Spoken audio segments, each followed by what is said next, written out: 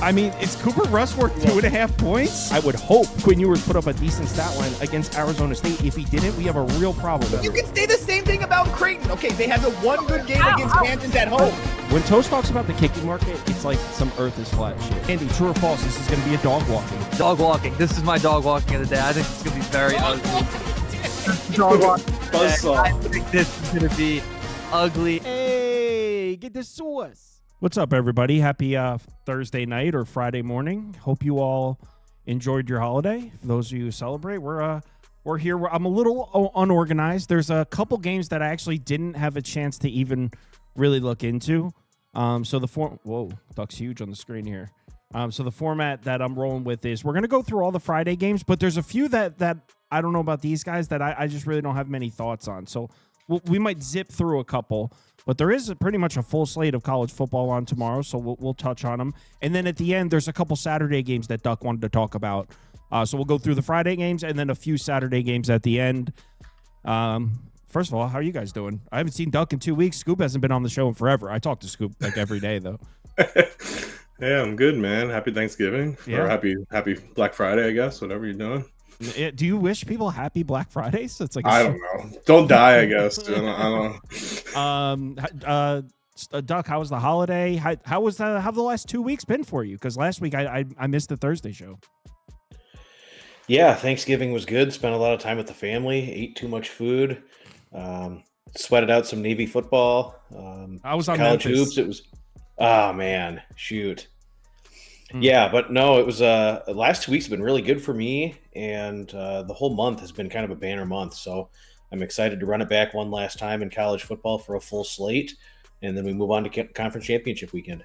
Yes, sir. Do you want to address the guy that called you out in the comments? He said, and I quote, "Do we think Duck will acknowledge how much my Tulane Green Wave has been making him eat his words the last few weeks?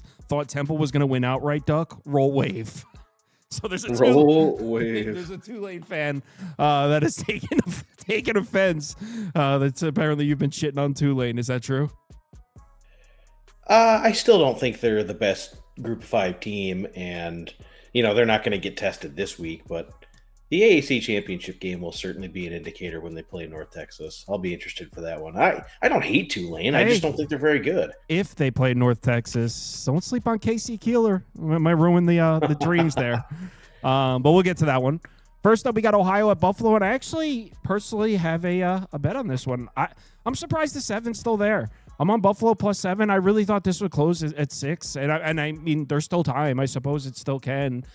This is a tough matchup for Ohio. So first of all, we might see some weather situations here. I'm not 100% sure, but when I looked earlier in the week, it looked like there was a chance of rain, looked like to be a windy day. What are we expecting Ohio to do here offensively? First of all, Ohio, not only do they need to win, but they need help. So Ohio doesn't control their fate here in terms of the MAC championship game. But in this particular matchup, it's Ohio on the road. And keep in mind, Ohio, the Bobcats are one of those teams that are completely different away from Athens. They're in the last 2 years, they're undefeated at home, a perfect 12-0, 9-3 against the spread. They're just 4-7 on the road. This Ohio team, just completely different on the road. We saw them lose to Ball State earlier. In fact, it was one of our biggest bets of the week, was Ball State +17.5. Parker Navarro, a 52 NFL pass rating in his last 3 games. He's averaging 101 passing yards per game. There's a lot of criticism being thrown his way. Parker Navarro is not playing very well in terms of throwing the football. You plan on running the ball on this Buffalo defense? That's the strength of the team. The strength of this Buffalo team has been stopping the run. I very seriously doubt that Ohio's going to go on the road and run the ball on this Buffalo defensive front, which means we're talking about Parker Navarro on the road where he's worse while he's struggling, trying to throw the ball without run support. I think Ohio's going to struggle to move the ball in this game. And look, on the other side of the ball, the Buffalo offense is pretty bad. I'm not going to try to defend it. In fact, I've been bashing it all year. I'm reading that Aljay Henderson might be splitting carries now. Coming into the season, we thought he was going to be the best running back in the conference. Now he might be splitting carries. I'm not really sure what's going on with the Buffalo offense. They're starting to throw the ball more. Ohio's defense certainly isn't the strength of the team, but they've held their own. I honestly think this number should be 5.5. I thought this was a great bet at 7, but it's still sitting there. So maybe I'm wrong here, but I am on this. Buffalo +7. I know you guys are going to be passing on a few. Did either of you guys have thoughts on this one? Yeah, I would go Buffalo too. I mean, I know it's been a disappointment for Buffalo this year. They're supposed to compete for the title. I mean, it's not because of their defense. Their defense is actually, one of the MAC's best. It's their offense, like you said. It's taking a big step back with Roberson. I mean, they can't run, they can't pass, but I mean, Buffalo has had games this year when they can compete. I mean, Troy and UConn were both close losses. They had that huge Bowling Green win. And I do like Parker Navarro, but he's had, like you said, he's had a worse year this year. He had 9 picks. He makes some bad plays this year. And, I mean, Ohio, I know they're giving up 20 sacks, but, I mean, Buffalo's defensive line is better than Ohio's offensive line. So I think they're going to get after Parker. And I think Buffalo wins this game when, like you said, I mean, when they run the ball. It didn't happen against Miami last game. It was brutal. I feel like they need to get Alger Henderson going, but like you said, it might be splitting. I have no idea. I do think the under has some appeal with 2 games and, cold weather, but I would take Buffalo. Speaking of last week's game against Miami of Ohio, I appreciated that because I was on Miami of Ohio. Final score of that game's a little misleading. Buffalo lost their turnover battle 3-0. And without those turnovers, you could make the argument that Buffalo looked like the better team against Miami of Ohio with a backup quarterback. Also, Ohio's defense might be missing a couple players. Linebacker Michael Molnar might miss his 4th straight game. Also, one of their corners, Michael Mack II, he missed the UMass game. He's listed as questionable as well. Duck, this wasn't one of your games. Did you have any thoughts? Or I know Buffalo's on your banned list. Yeah, they're on the banned list, and 1-6 ATS and MAC play, the most disappointing team in the MAC without question. I just look at Buffalo, 110th in offensive success rate, 130th in securing explosive passes. They've got 2 great receivers, Victor Snow and McMillan, and they take deep shots and they cannot connect on them, averaging just 3.8 yards per carry on the ground. And they're just so seat of your pants. Like, again, no more disappointing team in the MAC. 21 turnovers on offense. Roberson has just been so flippant with the ball. I agree with you. If you just line up the team composite talent rankings and you look at the matchup, it should be a Buffalo play. But I cannot do it. I've seen it so many times. The fluky turnovers, the careless fumbles. You just look up in the 3rd quarter when they're in it, and then you look into the 4th quarter, and it's like, what the hell? How'd they lose by 18? I just don't want to do it anymore, man. I'm tired of it. You've had enough. I've had enough. This next one, you guys have already heard my thoughts. So, Scoop, Egg Bowl. Yeah, Egg Bowl. Also the last game for Lane Kiffin, apparently. I don't really know. Allegedly. I mean, weird timing until he goes to Florida. I mean, the last 6 games, the Egg Bowl, 3 of 6 were within the spread, but even so, they were all under 14 points. This is always a battle, heated rivalry. I'm going Mississippi State. I think you would go Mississippi right now, right? You said with the -7. I said I would take a 6.5. I mean, Mississippi State needs this game. They're up for a bowl bid to go 6-6. No one's talking about them. Everyone's on Ole Miss, Lane Kiffin's future. Ole Miss going to the playoffs, and even if Ole Miss loses this, I still think they're going to be in the playoffs probably.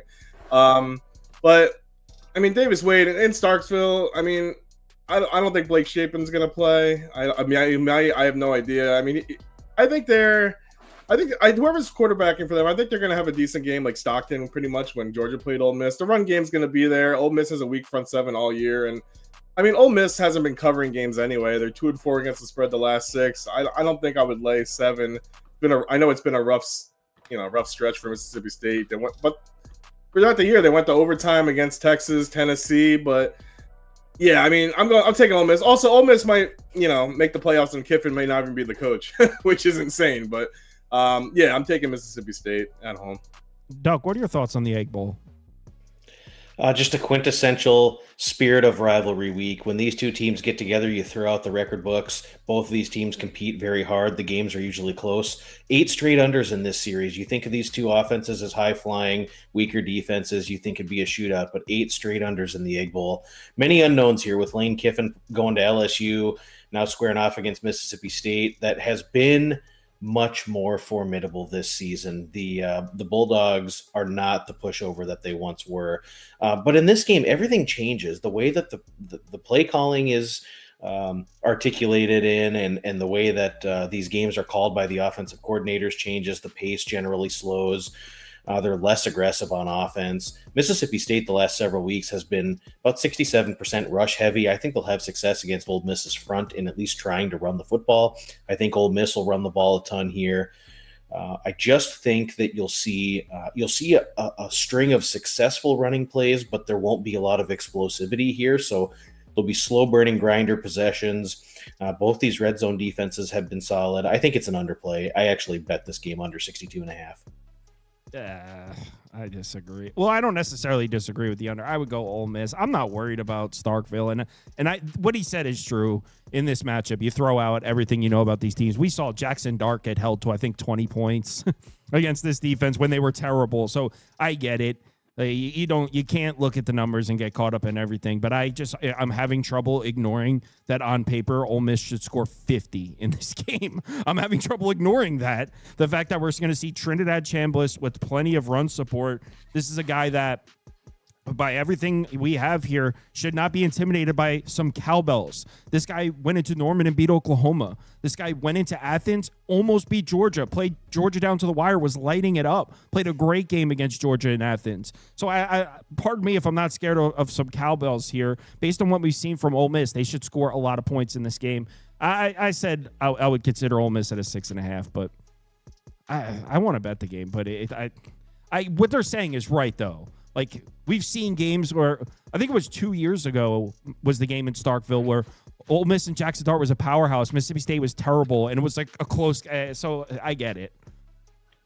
Iowa, Nebraska, this is a blowout. You guys agree? No, Nebraska's going to win. Get the fuck out of here. Dude, Nebraska at home is different than Nebraska on the road by a large margin. I mean, their 2 losses at home were a 3-point loss to Michigan, 4-point loss to USC.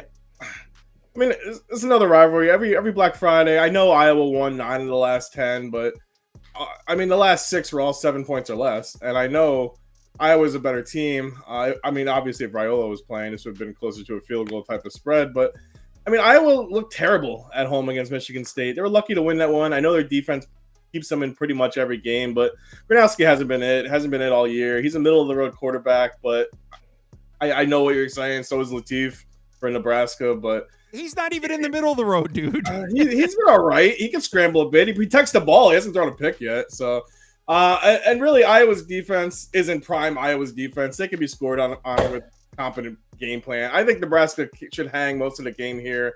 I'm not trusting Iowa's offense to put it away, so I'm taking Nebraska. Iowa's about to win 40-0 in this game.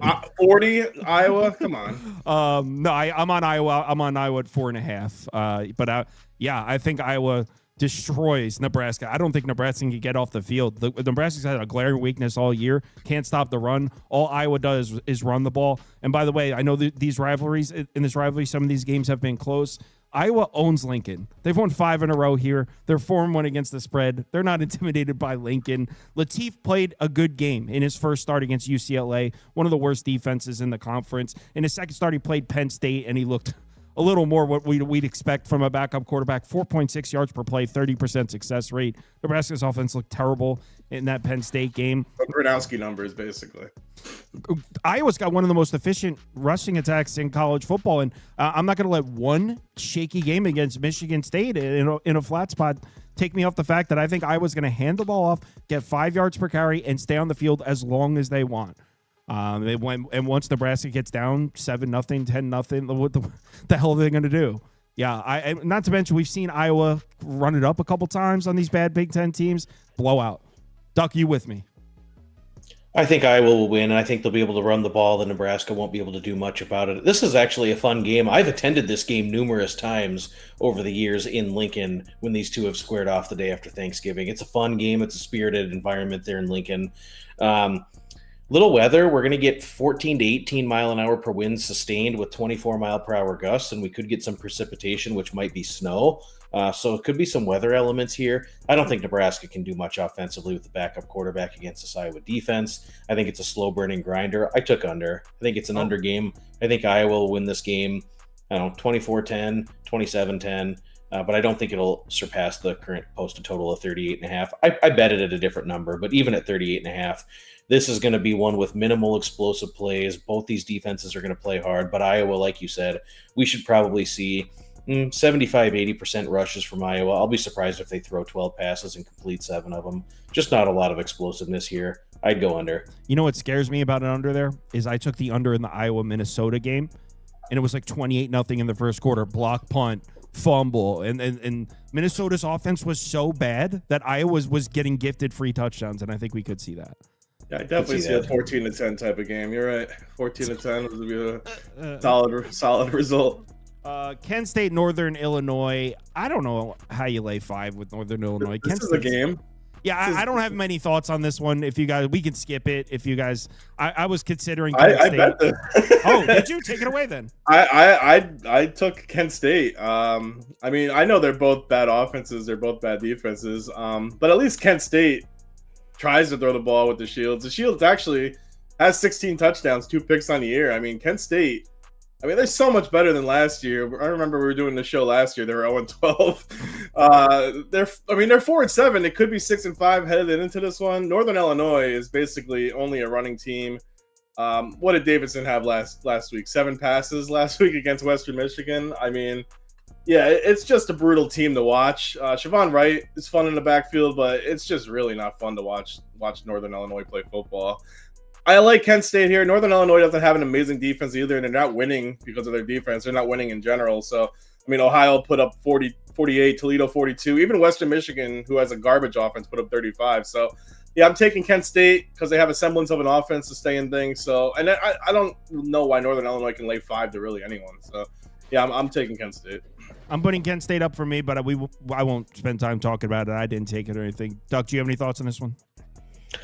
Yeah, I think Kent State will play really hard. I think they have a chance to win this game outright on the field.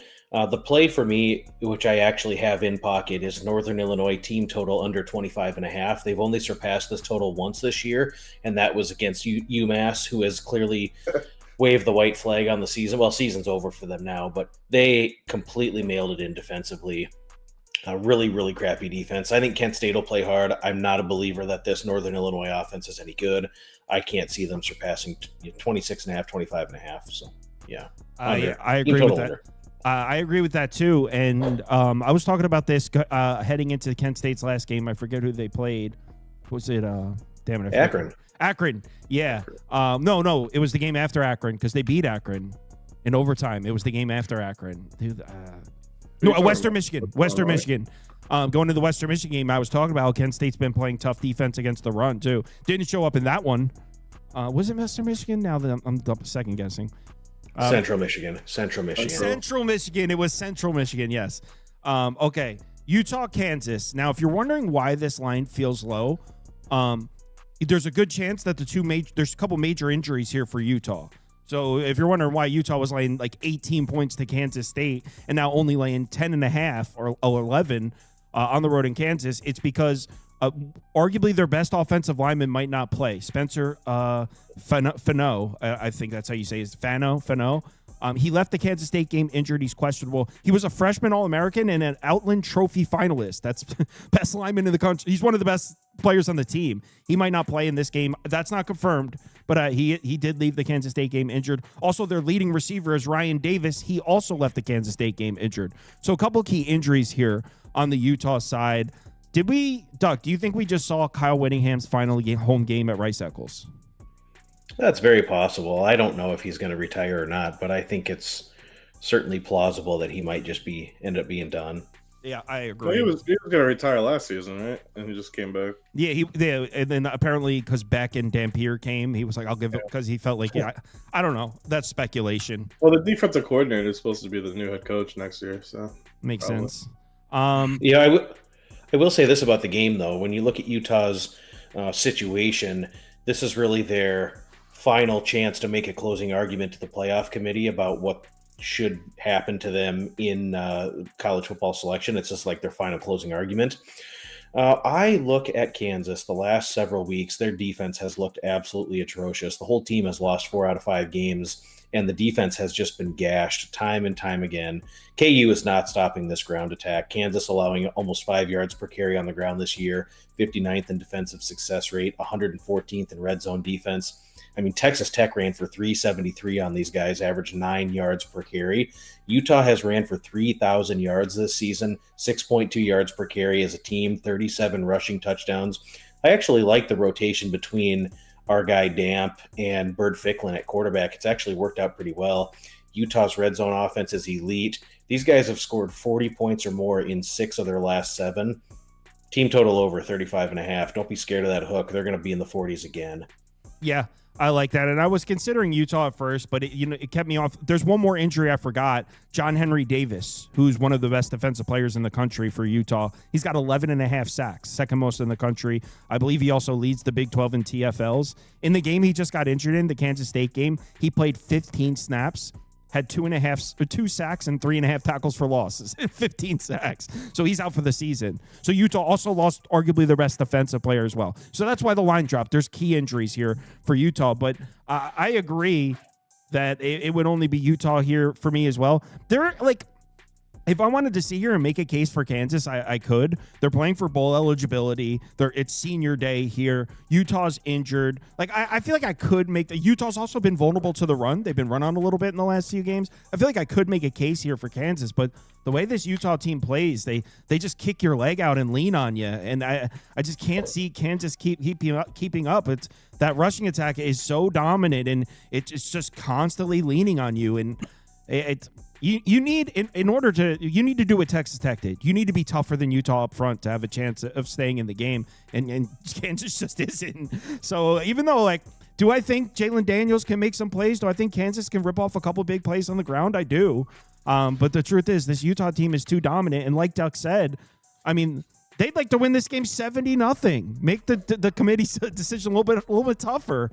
So yeah, I would only be Utah. Duck said Utah team total over, not actually the Utah -11. So I'll put the graphic up. Scoop, would you agree with that?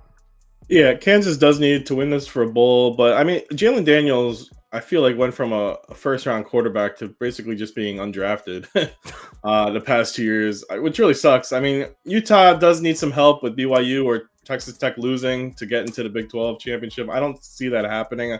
But I'm with you guys. I think Utah smacks Kansas, really. I mean, Kansas, like Duck said, they haven't looked good at all. I mean, their last three wins were West Virginia, Oklahoma State, UCF, 3 of the bottom teams in the conference. Kansas is not going to hang with Utah. They are home, which helps, but it's not that Kansas's offense has been that bad. The issue is Kansas's defense, like Duck said. I just see no way they're going to contain Dampier on the run. I mean, Kansas blitzes a lot, but Dampier is actually one of the best quarterbacks in college football when he's blitzed. He gets out of the pocket, and there's going to be a lot of broken plays for Kansas's defense. I do agree with Kyle. I mean, Kansas can run the ball on Utah a bit, I think, but on the other side, Wayshawn Parker has been ridiculous. Plus, they just had that huge comeback against Kansas State, who's a way better team than Kansas. I feel like, yeah, this team is putting up 50 points a game recently. I just don't see Kansas hanging around here. Yep, agreed. All right, the next game, this is one of the games Duck wanted to talk about, and I have something I like here. I haven't bet it yet. Told myself if Duck co-signs it, I'm taking it. So depending on what Duck says, I might be placing a bet right now. Duck, take it away. I'm not going to tell you what it is. I want to see if you're thinking the same way. Well, we're talking... I'm sorry. Oh, okay. Air Force, Colorado State. Yeah, so I mean, we have seen the formula for Air Force without Liam Zarka at quarterback, and it is absolutely no good. They have no explosiveness in the run game or the pass game without him. They can hardly get a first down. If you go back and watch the film from last year's Air Force team that only scored 21 points against Merrimack and then was scoring 3, 7, 10 points all season until they found it at the end, it really looked that bad in the second half against Connecticut and then last week against New Mexico. This team is really going to struggle. They're going to go back to Josh Johnson, and then they have a converted fullback that they're going to also rotate in that they did last week as well. And neither one of these guys can throw the ball. We should see absolutely 0 big plays. They'll struggle to get 2 or 3 plays over 15 yards. It's just going to be a slow-burning, run-heavy grinder. Colorado State's really going to play hard in this spirited rivalry, last chapter of it for some time. This is a dead nut under, and it's Air Force team total under. Let's go. 100% agree. And something you didn't mention on the Colorado State side, not that you even needed to like explain to everyone why Colorado State should struggle. Colorado State's offense should struggle. Well, the spitting incident. They're going to start Taj Bullock. Yeah. So the quarterback and the starting right guard are both suspended for this game from the spitting incident. So they're missing. They were already one of the worst offenses in the Mountain West. They've had all kinds of problems. They've gone through multiple quarterbacks. The head coach obviously got fired this season. So this offense has already been a mess.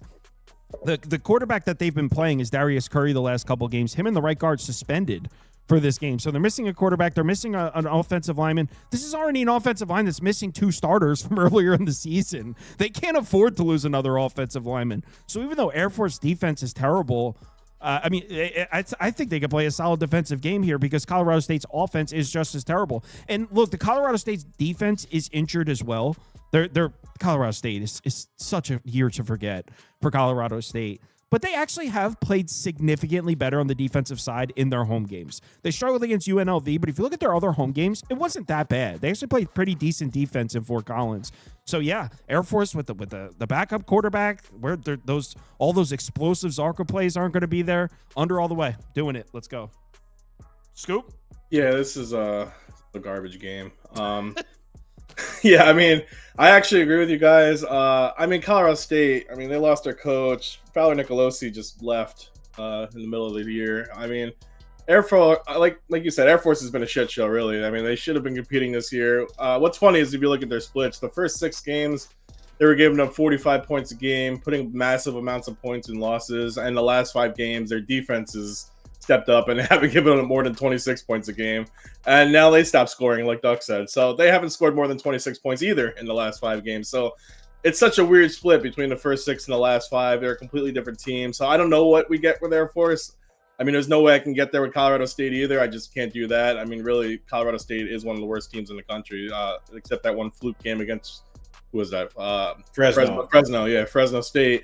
I think the only possible thing is Air Force's offense, but like Doug said, when they changed their whole offense around, it just got way worse. So yeah, there's no reason Air Force might. I mean, I just hope this game's not like a 6-3 game with San Diego State, that one game. But yeah, there's only could be an under in this one. I don't trust either side.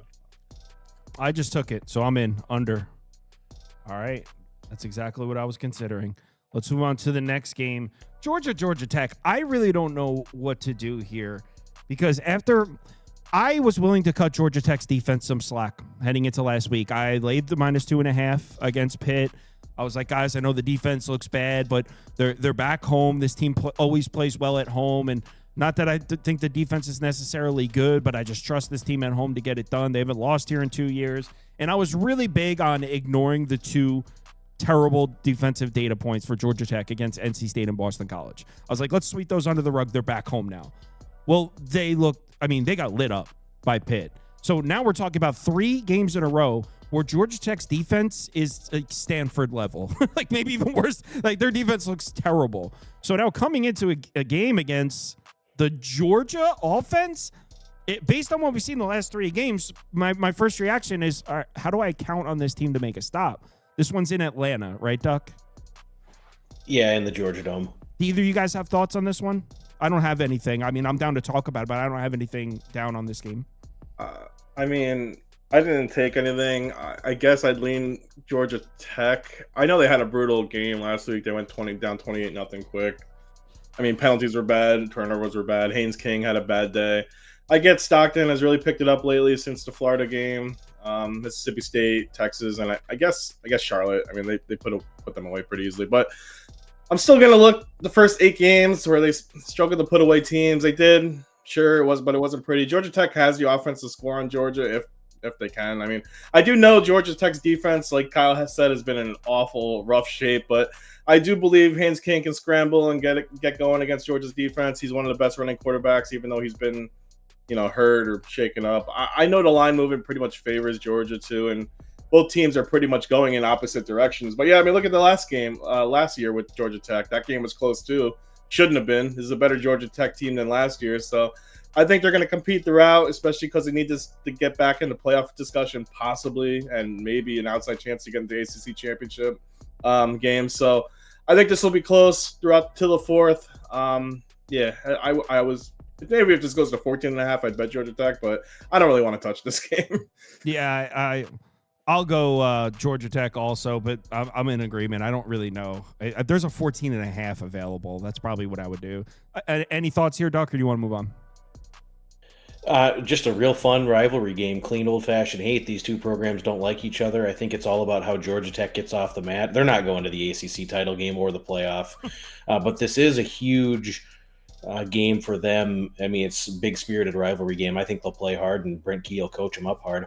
Going back to the Pitt game, it was interesting because they dug themselves such a big hole, 28-0, and they got it back to 28-14, and then threw a pick on the goal line, a true 14-point swing. I think if that doesn't happen, Georgia Tech ends up winning this game, and we're having a much different conversation here. But I think Georgia Tech will move it here. This Georgia front seven is not nearly as nasty as what we've come to know and love over the previous several years. They're just 96th in havoc secured and 45th in explosive rushes given up. So I think Georgia Tech will certainly be able to run the ball on these guys. Georgia just 100th nationally in defensive red zone efficiency. So, I mean, it's just not the vaunted Georgia D that we have seen in priors. The defense has struggled so bad for Georgia Tech, and that's the huge concern. NC State, Boston College, Pitt, it's just they've been shredded so badly. I don't think either team will get a lot of stops. I lean over. I like Georgia Tech at plus 14. I mean, we'll cite last year's game that went to 8 overtimes. Georgia Tech was up 17-0 at half. Referees kind of played a factor in getting them back into that one, but 8 overtime thriller. I think this one will come down to the wire as well. So, okay, I agree on leaning Georgia Tech. I want to push back a little bit on Georgia's defense. I think because I was on that same take. I said it a few times throughout the year that this is not the same Georgia defense. This team has kind of been playing some defense recently. I mean, in the last 4 games, they're allowing less than 4.7 yards per play, and they also might be healthier. They've been missing Kyron Jones. It's one of their safeties, one of their DBs. He might be back. He's missed the last 6 games. Also, their linebacker C.J. Allen. He's the team's leading tackler. He might be back as well. So I actually think Georgia's defense is kind of undervalued, to be honest. I think they're pretty good. But all right, let's move on. Duck, this is all you. I want to take San Diego State, but I haven't been able to figure New Mexico out all year. You know, it's funny, when I was betting San Diego State's win total, which we took over 4.5, this was one of those spots where I was wondering if I was going to have to sweat this one out for a spot for San Diego State to actually show up. I was going through kind of the win-loss week by week, and I was kind of thinking they were really going to need this one for the regular season win. And then they beat Cal, they beat Northern Illinois, they beat all these other teams, and it's like, well, that regular season win is signed, sealed, and delivered pretty easily. Now they're playing for a spot in the conference championship, and this San Diego State defense is just so nasty. They shut down every type of offense they see. You can't run the ball on these guys. The secondary is just full of ball hawks. When you look at what they can do and what they can take away, first nationally in yards per pass allowed on defense, 14th in rush defense, 3rd in red zone defense. These guys are just so buttoned up. I think both teams are obviously significantly improved. I've been very impressed as well with New Mexico. And I mean, we can just come out and say it. Jason Eck is not going to be long for this job. I think after next season, he's probably going to hit the road and get a much bigger deal. Yeah. But I don't know. I still like the way San Diego State runs the football. I like how they lean in on their defense. They don't make mistakes offensively, and I think they're the better team here. This is Aztecs all the way for me, baby. They're going to the conference championship game. They're going to. We've talked about it all year. They're going to win the Mountain West. This is really the last thing they need to do is go out and win this game tomorrow. It's going to be really close. I think it'll be low scoring, but San Diego State should win this game by a touchdown. Yeah, I agree. I put up San Diego State for me as well. I didn't have the backbone to actually pull the trigger on it. Scoop, any thoughts on this one? Yeah, I like San Diego State too. Obviously, San Diego State wins, they go to the championship. If New Mexico wins and Boise loses, which can happen, by the way, then they're going to go too. The Hawaii game was weird a few weeks ago for San Diego State. They got killed, and then they followed it up with that Boise win and San Jose State win.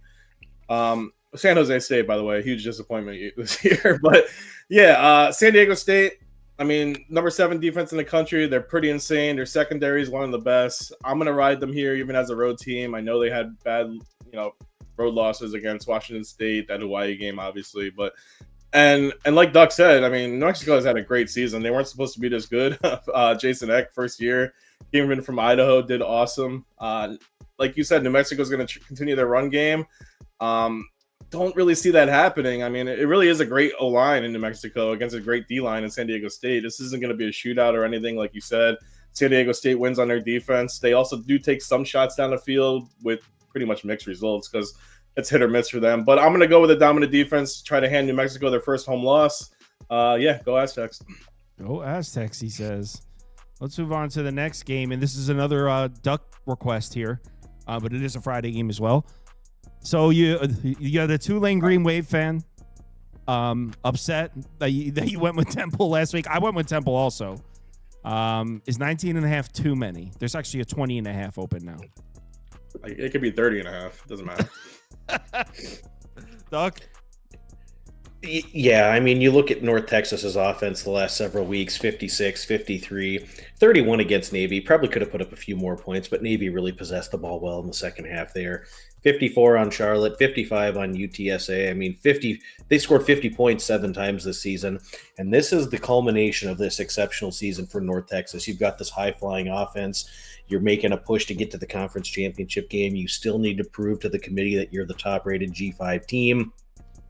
And Temple's defense has really been disappointing this season, and I thought that they would have stepped up last week after getting a lot of guys back from injury. And you know what? They just got shredded up and down the field by Tulane, and there was nothing they could do to stop it. The offense and the passing offense specifically, 3 weeks in a row now, we saw all season Evan Simon throwing the ball around. They were running the ball with Ducker. They had so much attitude on the offensive line.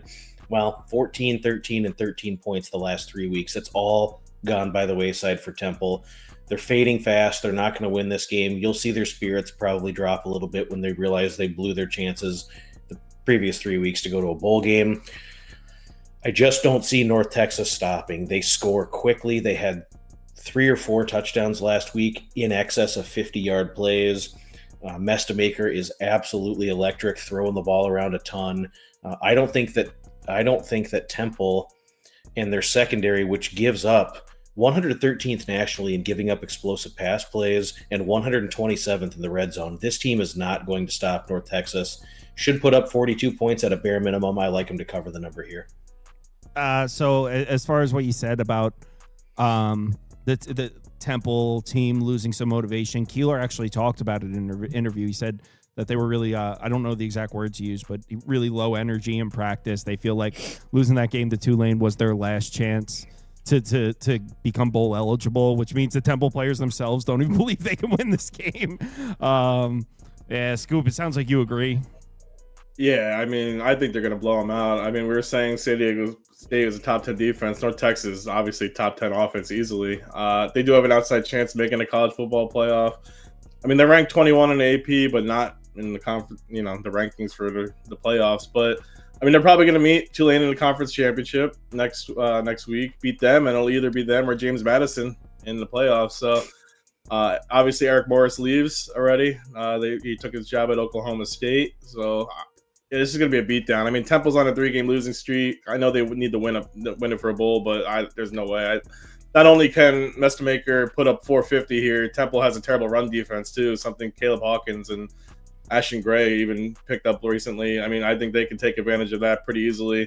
I don't think Eric Morris leaving does anything to this game team. They're going to want to win these games. Who wouldn't want a chance to go to the playoffs, obviously? I know North Texas doesn't have a great run defense. It's actually their Achilles heel, but Temple has a terrible rush offense. They're a bottom 25 team in the country running the ball. So I don't think this number is close enough. I think North Texas wins pretty easily. Yeah, that's where what you just mentioned at the run defense, that's what's holding me up. Texas lost their main defensive tackle back in week 4.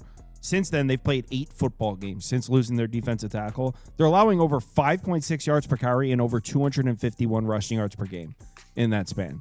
This team can't stop the run. Casey Keeler can draw up a really dynamic rushing attack. I kind of want to take Temple, but I'm not gonna. All right, this is all you guys. I have no idea. We could skip this one if you want. I have no idea what to do with Boise, Utah State. Well, the problem is the quarterback. I mean, that doesn't help either. Madsen's not playing, so yeah. I mean, I guess I would lead under probably on this, to be honest. I mean, Utah State, their last 5, they were 5-1 against the under. Boise State's I think their last 6 on the road, they're on the under 5-1. So, yeah, I mean, I know Utah State's defense has problems, defending anything. And I know, even Boise has a strong running backs and a strong offensive line, but they have no quarterback right now. I mean, Max Cutforth is going to be the quarterback again. They don't have enough weapons here. I mean, Boise State's defense is really solid. I know Utah State just gave up a ton of yards to Fresno State, but yeah, I don't think there's going to be enough offense on either side to put this away. And there's no way I could trust Boise State with a pretty much brand new quarterback. And after losing the other week 17-7 or whatever, yeah, there's no way I'm touching this game really. Yeah, this is a straight pass for me. Duck, anything you want to move on? Utah State plus 3.5. Utah State money line for me. One of my favorite plays of the week. Utah State 5-0 straight up and against the number at home. And if you look at Boise State, their rushing offensive production has been serviceable, but such a far cry from what they did last season, averaging 4.5 yards per carry on the ground. And they do have two pretty solid running backs. Sire Gaines is running the ball pretty well, and then Dylan Riley. But just such a far cry from the explosive rushing that we saw from Ashton Genty last season. And now you've got Cutforth coming in at quarterback. And just go put on the film from his first two games when they played Fresno State and San Diego State. It was atrocious. I don't think this offense is fixed because they shredded Colorado State at home. I think it's going to be major, major trouble. And when you look at this series, Boise State has just whooped Utah State's ass year after year after year. And the Utags get them at home with a chance to finally get some payback here. This one unquestionably was circled on the calendar all season long in red ink as a spot for Utah State to drop the hammer if they could. Well, they're going to be able to this week. I love Utah State. I think they win this game outright. Damn, that was convincing. I like Mendenhall too. I mean, yeah, I would lean that way if I was betting. I might end up taking that. TBD. I might end up jumping on that one. Finally, do you see Circa finally flashed a 3 here? We're talking Texas A&M Texas for those listening. I grabbed a 2.5 early. I was like, this is supposed to be 3. And then it looked like it was coming down. Now it's still mostly 2.5, but Circa did flash a 3, a juice 3. Yeah, so you guys, these guys have heard me talk about this game already. So I'm on Texas A&M. They already know why. I talked about it, I think that was last night. So take it away. Duck, any thoughts on A&M Texas? Yeah, I don't have a strong opinion, so I'll keep it brief, but I do think that this could be higher scoring, and I do lean over 51.5. I think both quarterbacks will kind of go back and forth. Both these defenses have been, specifically Texas's, has been struggling the last 3 or 4 weeks, a far cry from what we saw earlier in the year. And we've seen A&M just put themselves in some tough holes. They gave up so much against South Carolina. It was really puzzling. But they've also given up 17 to Missouri, 25 against LSU, 42 against Arkansas. They've been back and forth with a couple of these teams. Gave up some in the non-conference against UTSA and Utah State. I think that Texas's offense is just not completely fixed, but starting to turn a little bit of a corner here. I think both these quarterbacks go back and forth. I think this is a shootout. I agree, and I also agree with the sentiment that Texas offense is significantly better than their year-long numbers show, and significantly better than some of the games we saw earlier in the season. But the fact remains that Texas has played SEC games against Arkansas, Vanderbilt, Mississippi State, Kentucky. If you just look at their games when they saw defensive fronts that are comparable to Texas A&M, they didn't play well, and they had one major weakness. They couldn't keep them out of the backfield, and Texas A&M freaking lives in the backfield. They live in the backfield, and we should see plenty of TFLs here from Texas A&M's defensive front. Arch Manning obviously took a lot of criticism earlier in the season, probably mostly deservingly so, but he was also under a ton of pressure, and this is just a bad matchup for Texas. And Texas A&M on the road, we're worried about them on the road. They're averaging like 44 points a game on the road. They're averaging 44 points in the game. They went into South Bend, lit them up. They went into Missouri, lit them up. They went into LSU, lit them up. They're scoring everywhere. So yeah, Texas A&M minus 2.5. I think this should be 3. I would probably, if I was pricing this game, I would probably have this at a strong 3, to be honest. I think minus 2.5 is a good bet. Scoop? Yeah, it's been 15 years since A&M beat Texas, but I feel like it's happening this year. Yeah, I mean, Texas can't make, they can't make anything. He can't make the title game. They can't make the playoffs. yeah, I just feel like they have one of the best defensive lines. They are second in sacks, second in tackles for loss. So, and Texas's line hasn't been good anyway. So, I know Arch Manning has played better, but I think Texas A&M is going to win the field position game. I think that, I think they're one of the best teams in the country. They've been awesome. I mean, obviously you're 11-0 as an SEC team, so they have great lines on both sides of the ball. I just feel like I don't really like Texas. I mean, I think they don't have a running game to actually compete here. So, I'd take A&M for their first win in 15 years. Really, let's do it. Jay Sternberger, former Texas A&M All-American, says, "I'm buying Kyle a Marcel Reed jersey if the Aggies win." So something for me to look forward to. We probably won't hear from Jace for a couple days if they lose. Indiana, Purdue, I got nothing here. I threw it on because it's on the slate. We can skip it if you guys want. If you force me to bet it, I would lay the huge number with Indiana, but I'm not interested. You guys have any thoughts or want to skip it? I don't really have much here. Anything, Duck? Lay it. I would lay it. I would lay it. They want to go into the. You're not gonna. Yeah, they want to kill Purdue. Come on. Yeah, here's the thing. So, Indiana, they've shown historically under Cignetti that they have no sort of etiquette in running it up or not running it up. I don't think there's much that Purdue is going to be able to do about it. There's nothing defensively that leads me to believe Purdue is going to get any stops or slow these guys down. 123rd in yards per play on defense, 134th in yards per pass, 126th in success rate overall, 116th in explosive plays given up. I know it's a big number here, but last year was 66-0. I don't even think that Indiana has to be overly rude about it. But when this game's 42-3 in the late stages of the third or fourth quarter, and you need 2 scores to get within the number, Purdue is going to be drawing dead. Maccabee's out for the season. This offense has just been struggling all season in league play. Since they played Notre Dame and put up 30, this offense has just not going to have the horses to keep up here. I know it's a big number, but it won't feel like a big number in the middle of the third quarter.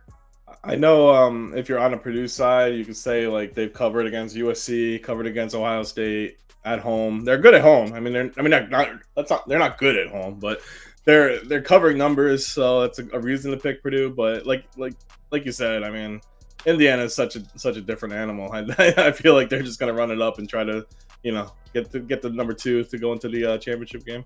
Yeah, I mean, Cignetti's still scripting up like scoring drives up 32-7 in the fourth. He's coming out like running 15-yard digs and shit. running tempo up 4 or 5 touchdowns. I mean, he knows the number. They want to cover the number. They do that. That's just, you have to cap that. Yeah, he does not care. And I don't think it's a bad thing either. I'm not like one of those, like, I'm not a big, I think sportsmanship is overrated. Obviously nothing over the top, but I don't know. I think a lot of the sportsmanship stuff is taken too seriously. You want them to stop doing it, then stop them. Arizona State.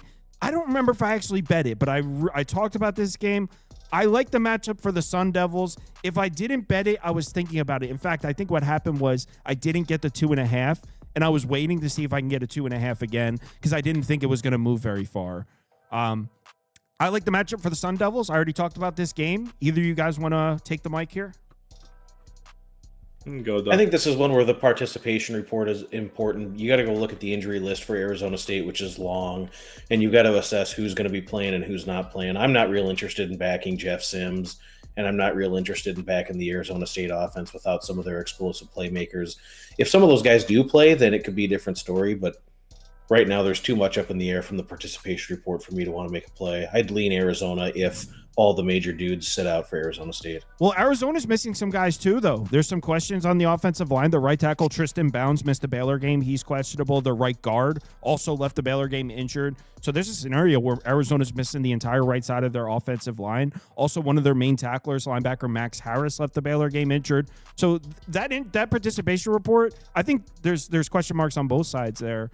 And, I mean, one thing we know about Jeff Sims, he is an athletic guy. I mean, they can run the ball. We know Arizona State is a team that wants to run the ball anyway. Certainly Jeff Sims limits their flexibility as an overall offensive game plan, but it's a dynamic rushing attack. They've got multiple talented running backs there. Jeff Sims himself can run the ball, and Arizona has struggled against the run. In their last 6 games, they're allowing a 51% success rate per rush. So Arizona State, they're still mathematically in the running for the Big 12 championship game. So they have the tiebreaker over Texas Tech. Remember, they beat them. I don't know the exact implications there, but they're still mathematically in it. Yeah, I think Arizona State should be laying 1.5 too here. I think they're the stronger team, and Arizona State also has played great defense in Tempe all year. In their home games, the PPA numbers look great. They're allowing less than 22 points per game. Yeah, I think Arizona State can hold on to the football for long stretches here. I think they're a better team at home, and I want to take Arizona State. I don't think I actually bet. I would have to check my list of slips there, but I don't think I actually pulled the trigger on it, but I kind of want to. Scoop, any thoughts, sir? Yeah, I bet the under. I feel like this is definitely going under. There's no way I can trust Sims put up points here. I know. I know what Arizona's favored, but like the reason why is because last year, first of all, Arizona State killed Arizona last year. It was like 49-6 or whatever it was. But Arizona State should still have motivation, like you said. They still have a chance to get into the Big 12 championship. Arizona doesn't. I just feel like Fafita. I don't think he's great anymore. We said it a couple years ago. Fafita was awesome with McMillan and everything, and last year he took a step back, and then this year he's playing all right this year. He's playing all right this year. They've won 4 in a row. Obviously they're doing something, but yeah, I just feel like this is going to be an under game. It's a rivalry. I don't feel like this is, I feel like with Jeff Sims, I just feel like they're not moving the ball. I want to bet Arizona State, but I just can't do it. Let's move on to I think they're going to run the ball. The game, Ohio State, Michigan. I already talked about it. I said I don't have a bet on the game. I would go Michigan and over is the way I would go. I actually think we're going to see some big plays, even though I know the explosive plays tell the exact opposite. I actually think we're going to see a couple broken big plays here. So, yeah, I said 24-27. I don't know. I didn't declare a winner, but Michigan covers. It goes over the total. I'm all ears. The game. So, a lot of Ohio State fans would rather beat Michigan than a national championship, which I really don't understand. But I'm not part of the rivalry, but yeah, this is a huge game, even more than usual, because this matters for the Big Ten championship. The thing here was no team has won 5 in a row since the 1920s. Michigan's trying to do that. I don't see it. I'm taking Ohio State. Ohio State has the best defense in the country, and really it's not even close. Their run defense is the worst part of the defense, but their secondary is absolutely absurd. The only way Michigan wins this is going to be their run game, but with Justice Haynes out, which is their star running back, their backup was out last week too. I don't know if he's playing. Back. But Marshall, I think, is. In fact, I read that Marshall could have played last week. They held him out for this one. Okay, so even then, I don't think it's going to be enough with Sand in their offense. I know Jeremiah Smith and Carnell Tate were out against my Rutgers Scarlet Knights. So it was a close game, by the way. We were 14-3 at half. It was solid. But they're rested for this one too. They're already the number 1 team in EPA and dropback success rate. So I think Michigan has a good defense, but it's not going to stay strong all game, especially because I just don't see Michigan's offense doing enough to keep the defense off the field. So I would say this is a different Ohio State team, which is ridiculous because they just won a championship. But yeah, I feel like they're going to win this game by more than a few touchdowns. I think this is Ohio State's turn. So let me ask you. You mentioned Ohio State's defense, and I agree it's elite. Take a look at their schedule. Elite. Yeah, it's elite. What downhill rushing attack have they seen that is comparable to Michigan, Penn State, with Grunkemeyer making his second career start in Columbus? That's nothing comparable to Michigan in the cold, in the elements, in the big house. The place is going to be a crime scene. Well, the Big Ten has been pretty shitty this year. I agree. No one has tried to just hand the ball off and slam it between the tackles on Ohio State, and Michigan's about to do that. Doug, what are your thoughts on this game? Take it away. I think it's an under. It feels like this is a spot for Ohio State with all they've done this season to be absolutely laser focused and locked in. The one thing he hasn't done here is conquer Michigan, 4 straight losses. And you're absolutely right. There's fans out there that are really upset about that. The defense is elite. I could go through all the stats, but I'll save everybody from that. Michigan's offense has struggled against some of the premier Big Ten teams that they've played this season. And I don't know where the explosive plays are going to come from. The weather could prohibit some of that. We should see a ton of running here. I think Underwood has done what I would classify as a successful season his first year in the chair, but the passing game's not really proficient. Just 9 passing touchdowns from Michigan this season, and you're not throwing the ball against Ohio State. Nobody has. Just 120 passing yards per game and 6 total passing touchdowns given up all season from Ohio State. I think that Michigan's defense will kind of hang in there, and I think both of these teams are going to operate at a really, really slow pace. Ohio State does that anyway. Absolute dead last in the country in pace. Michigan has been running tempo the last couple of weeks, but they've played some teams, they could have or should have been much more talented than. I don't think we'll see them run tempo here. I think that each of these teams is going to run about 58 to 62 plays. We're going to see some success between the tackles, but we're not going to see a lot of explosive plays. I think both these red zone defenses will bow up. This has got 20 to 17 written all over it, or 20 to 14. I think it is a closer game, but the under is what I like. So you would take the points if you were forced to bet aside? Don't look for a justification here. Like, what downhill rushing attack has Ohio State seen? It's just Penn State. Yeah. I mean, truly, Ohio runs some of those same concepts. It would be Ohio University. A MAC program. We're comparing that to the Big House. No, we're not comparing it. There's just downhill rushing attack, getting that running back, between the tackles, second level of contact. It would be Ohio's. Rutgers tried. Yeah, Illinois tried. Yeah, Sunj tried. All right, let's move on. But I would say I would bet the under before betting aside. All right, let's move on to the next one. Look, the problem is only 2 teams all season have scored more than 10 points against the Buckeyes. It's about to be 3. So. Vanderbilt, Tennessee, and Duck. This is all you because I think 3 is perfect. I don't know. I don't know what I think about Vanderbilt anymore. So I'm all ears on this one. Vanderbilt, Tennessee, Duck. Well, it's Pavia. It's the last thing that he has, the last giant that he has to slay is the in-state rival from Knoxville that they haven't beaten yet. So I think this is going to be a real fun game. I think the real bet here is we need to figure out an over-under of how many video clips we're going to see of Diego Pavia's mom, because they can't stop showing her on national TV with all the crazy stuff that we've seen going on here. I think that the Doors have a real legitimate chance to move the ball against this defense. Tennessee's defense is 105th in rush play success rate, 71st in allowing explosive plays, and Vanderbilt is the number 1 team in the entire country in yards per play, in pass success. They're not extremely explosive passing the ball, but they do operate very efficiently in the pass game. They run the ball well. They're good in the red zone. Tennessee's defense in the red zone hasn't been great up to this point. I think Pavia shows up one last time. He's gotten a lot of momentum, and the media can kind of really sink their teeth into him for validating his Heisman candidacy. I'm not saying he should win it, but that's something that we'll see here. I don't think that Tennessee's pace is going to be really high, and I think that people look at this total. I think this total is too high. I think it should be 55.5. I'm looking under here. Vanderbilt is going to play keep away. They're going to run the ball. They're going to grind the clock down against Tennessee. I think Vanderbilt will win this game outright, and I think it's an under game. I think it's a 28-24 type of game. I would go under. Here's the thing, though, and I'm not saying I disagree because I would go Vanderbilt, but Vanderbilt's passing attack has been really efficient, and Tennessee missing those 2 corners. I don't trust that secondary at all. So and Tennessee can hit it with. I'm not saying I would like over. I'm just saying I'm a little scared to bet an under because I could see explosive plays back and forth, left and right in this game. So I'm a little scared about the under. Could be. The pace will be really slow. Both these teams, you're not going to see like 65.5. This is a North Texas total, right? And the game still may be higher scoring, but 31-34, and you still lose the over. Yeah. I think this total is a touchdown too high.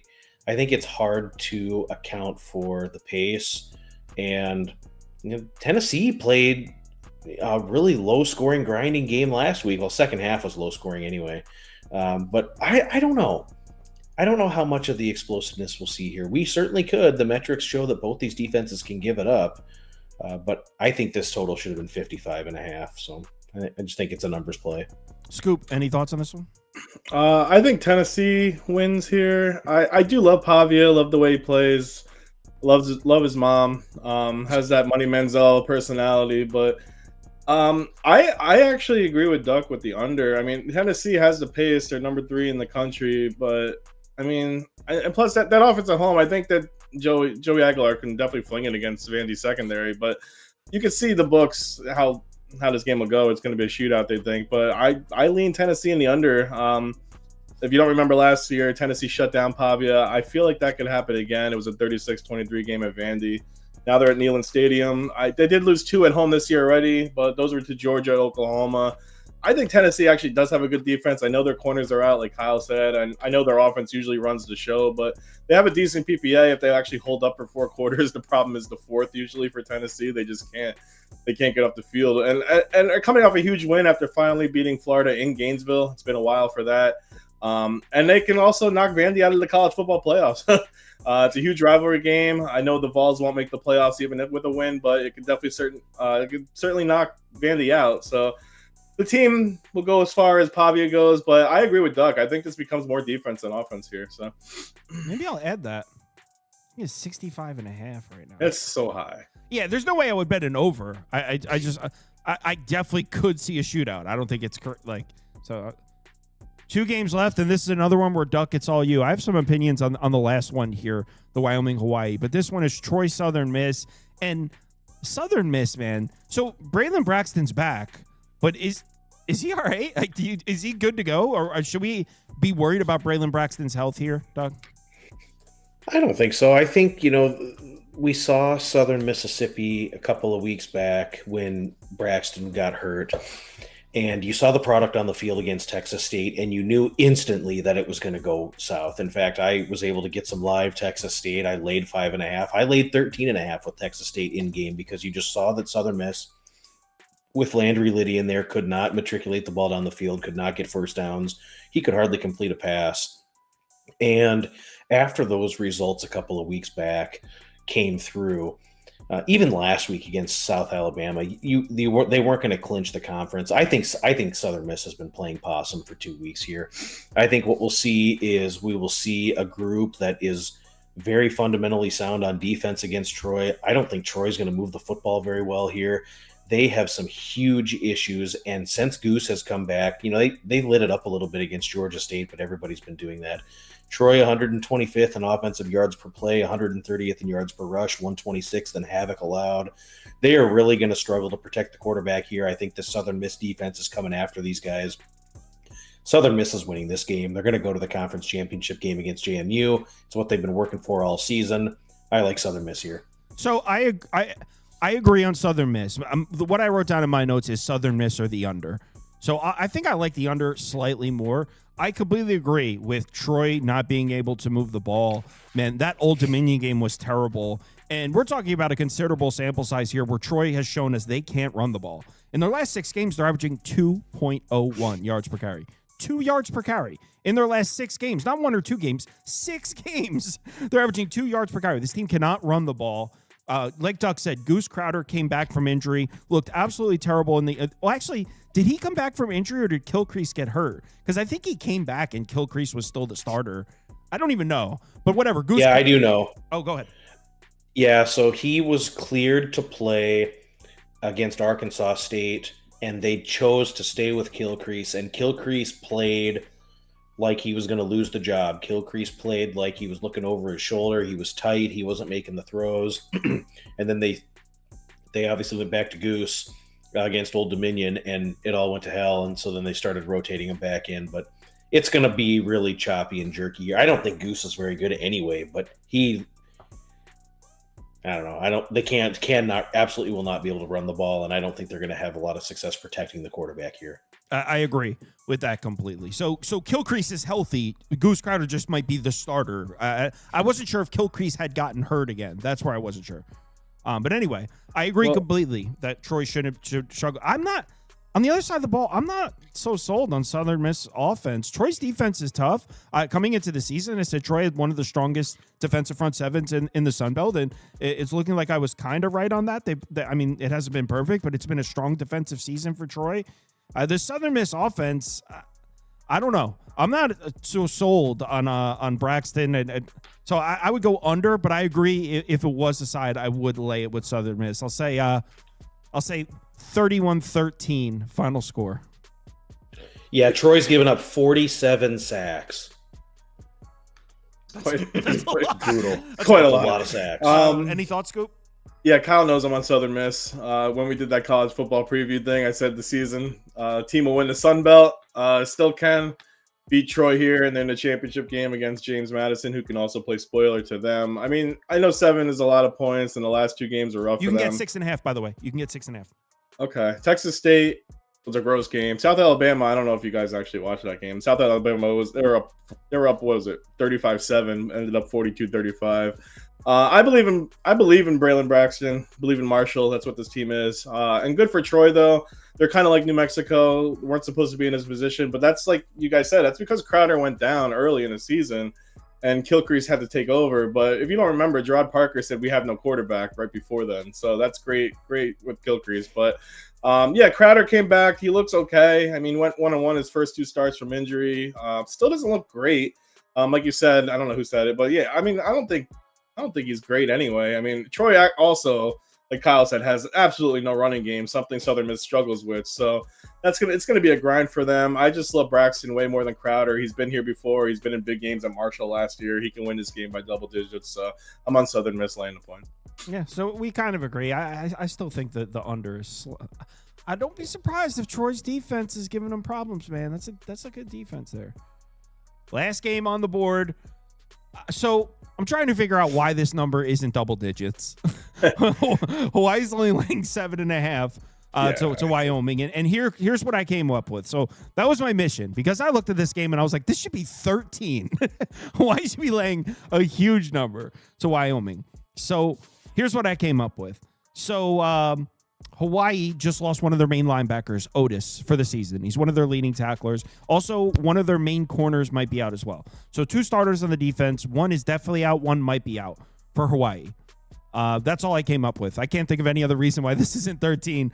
This Wyoming team, first of all, in their last 3 games, they're averaging 5.7 points per game. Not 17 combined points in the last 3 games. 17 points combined in their last 3 games. They're averaging less than 3.2 yards per play, under 28% success rate. This offense is just not working right now. And get this. So in addition to playing probably the worst offense of any FBS team in the country right now in the last 3 games, they've looked like the worst offense in the country. In addition to that, want to know what just happened last week? They lost their RB1. His name's Samuel Harris. He's out. They lost their wide receiver one, Chris Durr Jr. He's out as well. That just happened. So they were already the worst offense in the country. They lost their main running back, main wide receiver, and by the way, their RB3, Taron Kelman, he's also out. Well, he might be coming back. He's questionable. But they might be missing 2 of, not just their leading rusher, they might be missing 2 of their top 3 rushers. Yeah, I don't know. Like I'm repeating, I don't know why this should be closer to 2 touchdowns. This Hawaii offense has 1 bad game, and all of a sudden, Wyoming's defense is too good. Yeah, they've been strong against the pass, but going on the road to Hawaii, Alajado's been lighting it up. That wide receiver they got, Jackson Harris, in the last 6 games, he's got 10 touchdowns. That Hawaii offense should have no problems moving the ball. I know Wyoming's defense is strong, but I don't think they're strong enough to stop Hawaii from scoring, and their offense should do absolutely nothing. Yeah, Hawaii's defense has also been much better at home. If you look at their last 3 home games, the defense has been really strong. So, yeah, I think it's Hawaii by blowout. I just think this, I don't like when I'm way off from the number because I honestly think this should be close to, I think this number should be huge. So, Duck, you picked this game. Do you agree with my take on it? I do. I've bet this game. I laid 8. I played alternate lines at 13.5, 16.5, and 19.5. Let's go. I think Wyoming's activated vacation mode, and I think we'll see it here when they go to the island.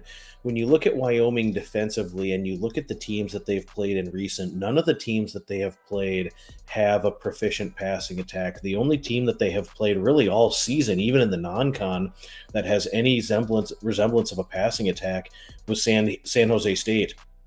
Wyoming gave up 28 points with 11 minutes left in the second quarter against Jose before Egett and Danny Scudero went out with injury.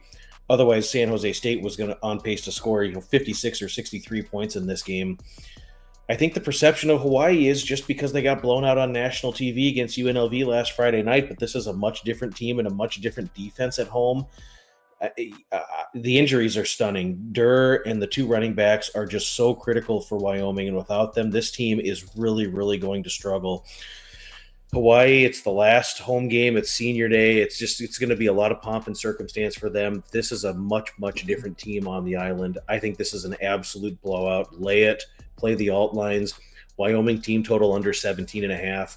They're not lining up against Fresno State, Nevada, San Diego State, any of those Colorado State's passing attack. This defense and the metrics have been inflated because they've played teams that cannot pass the ball. But now that Hawaii has their full complement of receivers that are healthy, Nick Senegal, Pufue Ashlock, all these receivers to complement Harris, the guy that you had mentioned, this team is going to shred Wyoming. It's going to be pretty sad. Wyoming's not playing for a bowl game. I think they go out there and have a little fun, but I mean, it's just a total lay down and die spot for the Cowboys. So stay up till 3 o'clock in the morning on Sunday morning watching this one. It's going to be fun. Hawaii's going to steamroll these guys. I agree fully. You're not a little bit worried? Because what I was worried about, I don't like when I'm so far off. Don't you think 7.5 is crazy for this game? This should be double digits. I'm just a little worried about the number. I think it's too, like, it's making me think I'm missing something. You know, the injuries came out a little bit later. I think we'll see some steam back up towards 10. I can't explain the move, but I don't agree with the move. I think Wyoming is just toast. I don't think they're very good anyway. Yeah. But when you take away their two primary playmakers and you factor that their defense has been shredded by the only pass attack that was really competent, major trouble here. Scoop, you bet. I just bet this, by the way. I added it. I'm in. You betting this with us? So I wasn't even gonna look at this game until tomorrow, but Duck wanted to talk about it today. And as soon as I was done, I bet this game. Yeah, I mean, Hawaii had a decent year, 7-4, back into a bowl game this year. This is their first time since 2021. They are a weird team. Their offense really clicks at times, but does pretty much badly at times, like the Portland State game, UNLV last week. And then they also have great defensive games that just fall apart at others. But the good thing is Wyoming's coming, and Hawaii gets to stay home. I feel like this is just an absolute bloodbath, personally. I mean, before the season started, I thought Wyoming would have a better offense with Sabota out as quarterback and Caden Anderson stepping up, but I was very wrong about that. This offense is still anemic. Their defense has stepped up like usual, but it's the same team as last year. They have a bottom 20 offense and a top 35 defense. I mean, it's not like Alejado has been like amazing. He did throw the ball a lot. I mean, I don't think it's the same offense as Hawaii. But I do think Hawaii benefited from a weak Mountain West this year compared to usual, but Wyoming, like you just said, they've scored nothing. They can't do anything on the offensive side of the ball. They are a bottom 5 offense metrics-wise in the last 3 games. There's no way I can bet Wyoming. There's no way I'm even watching this game. So I bet the money. I bet this, but I'm not going to watch it. I'm going to wake up to money. So that's what's going to happen. All right, we're all in agreement. Duck, where can they find your stuff? Yeah, Action Network. I do the G5 Deep Dive podcast, which drops on Wednesdays. We do a Friday and Saturday live show. I co-host the Bet US live show with Kyle Hunter on Tuesdays and Wednesdays, and then every Thursday night at midnight, I'm on your program. Yep, and that's his Twitter right there on the screen, Step on a Duck 1. He's also tagged in the tweet, so if you follow me on Twitter, he's tagged right in there.